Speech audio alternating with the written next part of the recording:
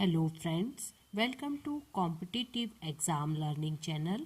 आपको आज की वीडियो पसंद आती है तो इसे लाइक करें, शेयर करें और चैनल पर फर्स्ट टाइम आए हैं तो इसे सब्सक्राइब करें।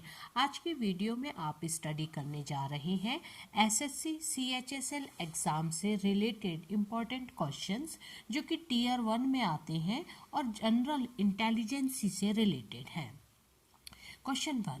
Arrange the given words in a logical and meaningful sequence. So there are 4 words. आपको इन words को sequence में logically arrange करना है. Flat, street, room, apartment. As you know, room is a part of flat. Flat is a part of apartment and apartment is a part of street. So the sequence will be room, flat, apartment, street. Next question. Select the option figure that come next in the following series. So there are 4 diagrams, 4 figures are given. You have to find out next 5 diagram. So see from 1 to 4. So in the figure 1 it is triangle, figure 2 is rectangle, figure 3 is a pentagonal structure, figure 4 is a hexagonal structure. Obviously figure 5 should be heptagonal structure. Second point is जहाँ पर diagram है bracket square में एक square है, right? तो in the first diagram there are 4 arms. In the second diagram 1 arm is deleted, so remaining arms are 3. In figure 3 there are 2 arms. In figure 4 only 1 arm.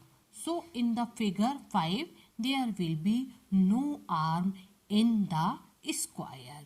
So answer is given here. Next question. On which day is Constitution Day celebrated every year in India? India में constitution day संविधान दिवस कौन सा है? Answer is 26 November. Next question. In a computer which unit is responsible for processing of data and called brain of computer?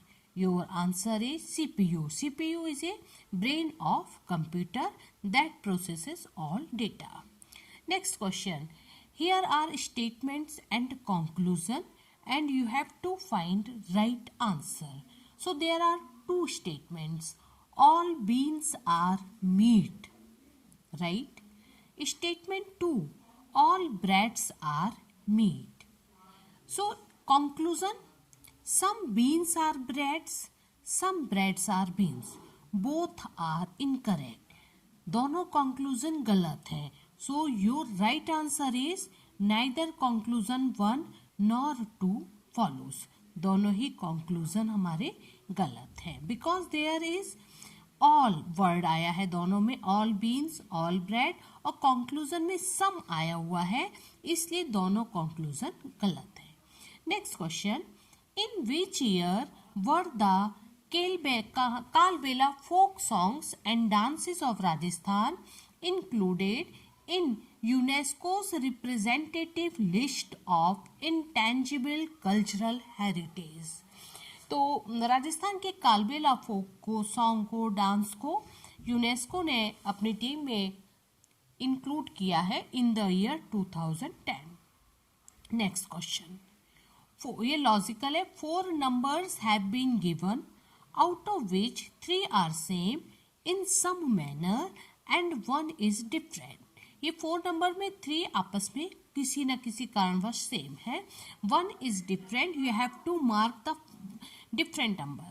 तो देखिए 268, 124, 212, 255. तो इनमें से जो 1, 2, 3 नंबर है ये these are they can be divided by number 2. 2 से डिवाइड हो सकते हैं, but number 4 can not be divide by 2, so it is different number. Answer is 255. Next question. Select the option related to the third word in the same way as second word is related to first word. तो देखिए first word is work. Unit of work is joule, second word is unit of one work की unit joule, third is area, तो आपको यहाँ पर क्या देना होगा फोर्थ में, unit of area, length no, perimeter no, radian no, hectare yes, hectare is unit of area, so your correct answer is hectare. Next question. The diagonal of a rectangle is 15 centimeter and length is 12 centimeter. Find the area of rectangle. यानी rectangle में एक triangle form किया गया है. Triangle में diagonal का size 15 centimetre और one side of trigon is 12 centimetre. So first of all you will find second arm of trigon, then area of rectangle. So using Pythagoras theorem, 15 is equal to square of 15 is equal to square of 12 and x square. Then square of 15 is 225, square of 12 is 144, we get 81 and under root of 81 is 9. So second arm is 9. So you know area of rectangle is equal to length into width. Length and width 9 into 12, 108 square centimeter. This is right answer. Next question.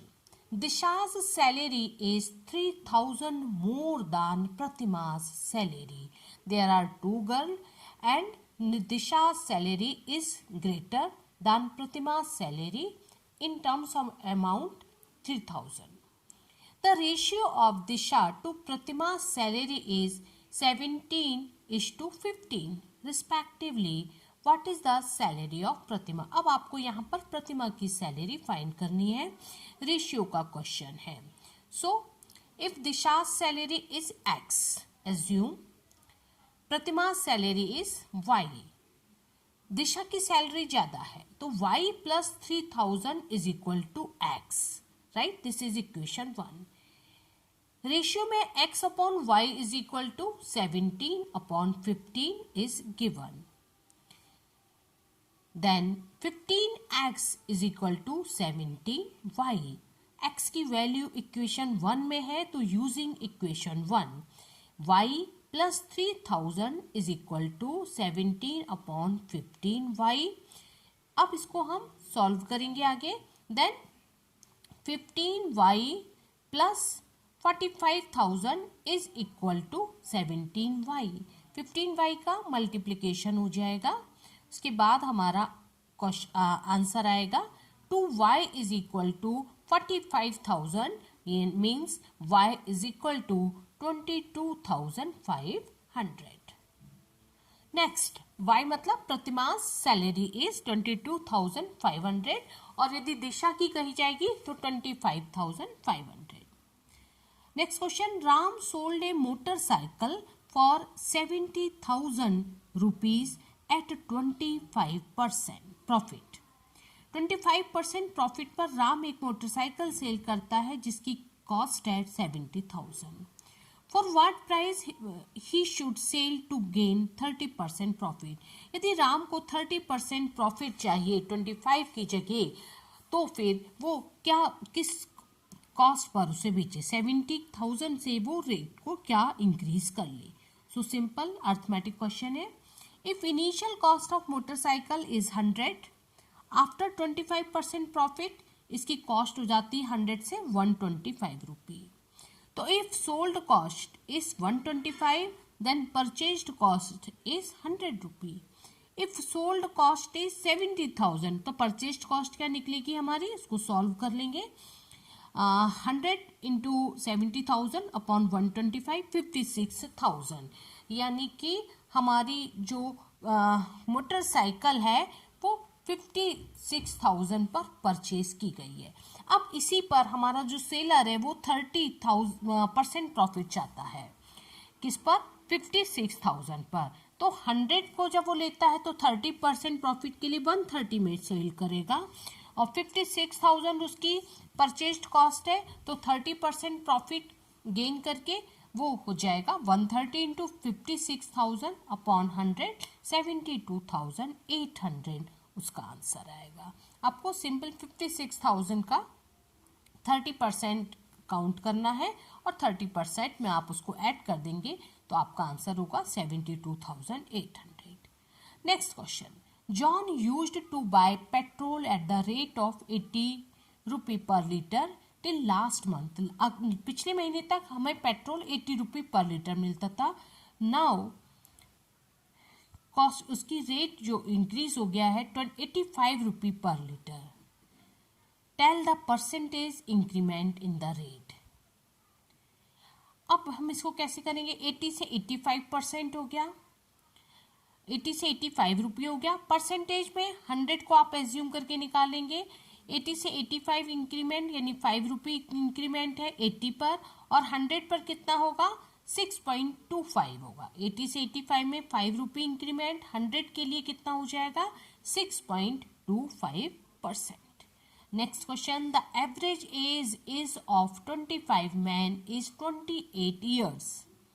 5 new man of average age of 20 years join them. Find average age of all of men together. यानी 25 people का 25 man का एक group था जिसमें average age 28 थी। अब इस group में 5 और पर्सन ऐड कर दिए गए जिनकी एवरेज एज 25 है। अब हमें सभी का एवरेज एज फाइंड करना है। तो सिंपल, 25 मैन ऑफ 28 ईयर यानी एज कितनी हो गई 25 into 28 means 700 years. 5 man of 25 year को और ऐड कर दिए गए तो 5 इंटू 25 125 ईयर, दोनों को ऐड कर देंगे 825 ईयर हो गया। अब 825 ईयर फॉर 30 मैन, तो एवरेज निकाल लीजिए 825 upon 30, 27.5 year is your answer. How many triangles are present in given figure. ये फिगर है, इसमें कितने ट्राइंगल हैं इसको आपको काउंट करना है।